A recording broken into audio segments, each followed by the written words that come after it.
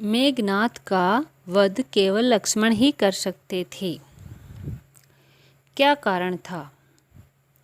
हनुमान जी की राम भक्ति की गाथा संसार भर में गाई जाती है।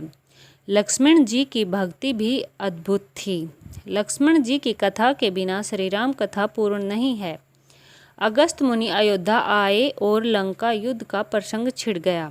भगवान श्री राम ने बताया कि उन्होंने कैसे रावण और कुंभकर्ण जैसे प्रचंड वीरों का वध किया और लक्ष्मण ने भी इंद्रजीत और अतिकाय जैसे शक्तिशाली असुरों को मारा।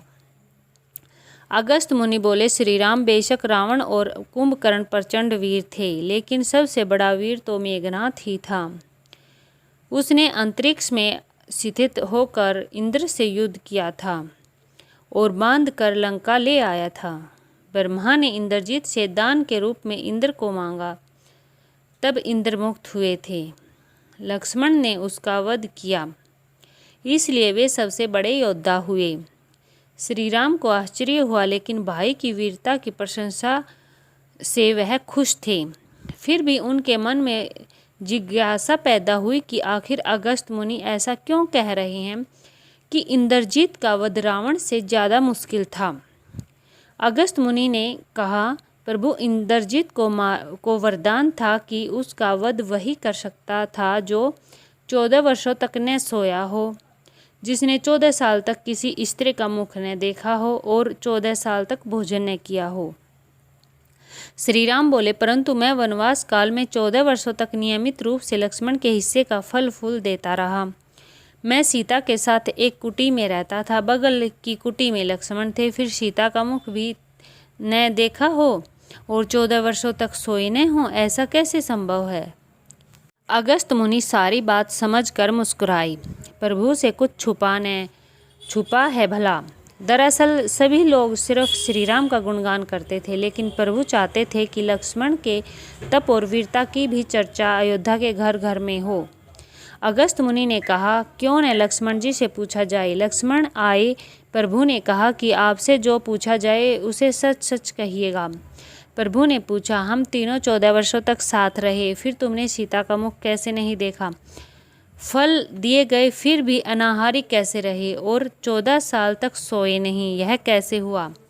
लक्ष्मण ने बताया, भैया, जब हम भाभी को तलाशने त्रैमुख पर्वत गए तो सुग्रीव ने हमें उनके आभूषण दिखाकर पहचानने को कहा।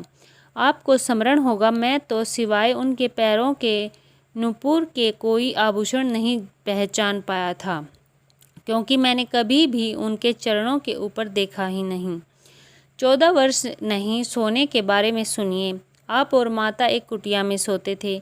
मैं रात भर बाहर धनुष पर बाण चढ़ाए पहरेदारी में खड़ा रहता था। निंद्रा ने मेरी आंखों पर कब्जा करने की कोशिश की तो मैंने निंद्रा को अपने बाणों से बेध दिया था।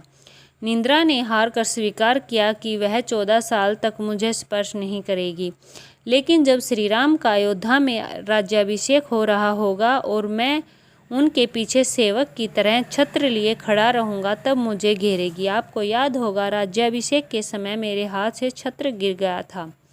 अब मैं 14 साल तक अनाहारी कैसे रहा? मैं जो फल फूल लाता था, आप उसके 3 भाग करते थे। एक भाग देकर आप मुझसे कहते थे, लक्ष्मण, फल रख लो। आपने कभी फल खाने को नहीं कहा। फिर बिना आपकी आज्ञा के मैं उसे खाता कैसे? मैंने उन्हें संभाल कर रख दिया। सभी फल उसी कुटिया में अभी भी रखे होंगे। प्रभु के आदेश पर लक्ष्मण जी चित्रकूट की कुटिया में से वे सारे फलों की टोकरी लेकर आए और दरबार में रख दिया। फलों की गिनती हुई। 7 दिन के हिस्से के फल नहीं थे। प्रभु ने कहा, इसका अर्थ है कि तुमने 7 दिन तो आहार किया था।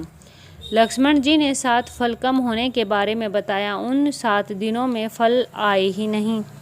जिस दिन हमें पिताश्री के स्वर्गवासी होने की सूचना मिली, हम निराहारी रहे। जिस दिन रावण ने माता का हरण किया, उस दिन फल लाने कौन जाता? जिस दिन समुद्र की साधना कर पाए, उससे राह मांग रहे थे। जिस दिन आप इंद्रजीत के नागपास में बंद कर दिन भर अचेत रहे। जिस दिन इंद्रजीत ने मायावी सीता को काटा था और हम शोक में रहे। जिस दिन रावण ने मुझे शक्ति मारी और जिस दिन आपने रावण वध किया, इन दिनों में हमें भोजन की सुध कहाँ थी? विश्वामित्र मुनि ने मैंने एक अतिरिक्त विद्या का ज्ञान लिया था, बिना आहार किए जीने की विद्या।